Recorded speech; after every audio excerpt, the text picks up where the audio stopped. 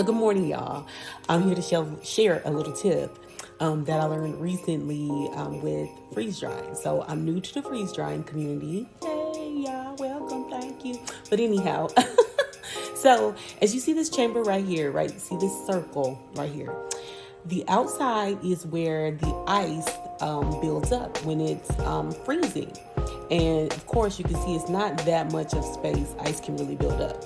So for me, being that I have a smaller freeze dryer, like 3 cycles back to back to back, is to me that's enough because it builds up a thick ice.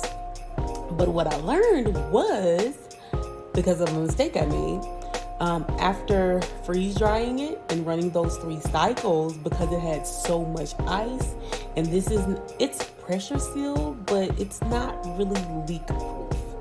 So being that I had so much ice and this is level, of course, water flows through the path of least resistance. So when I came back home, because I left when I started the defrosting, water was everywhere. Like water was all on the front of my table, all down it, on the floor, everything, because water is also coming out the front and it's coming out this tube that is down here. So at first I thought, oh my gosh, I broke it. I didn't, guys. Looking online and looking at different, people who've freeze drying, what I've learned is when you have that ice buildup like that, you have to kind of raise it up in the front, tilt it, so the water will run to the back. I also, I didn't run 3 cycles, but I ran 2 this time. And so what I did, instead of allowing the heat to defrost it, I let it naturally defrost.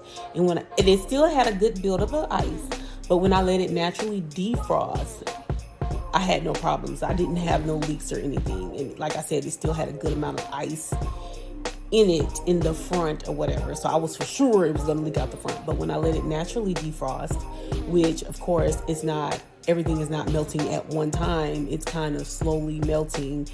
It all pushed back out the back, the side, down through the hose into the bucket. So I didn't have no problems.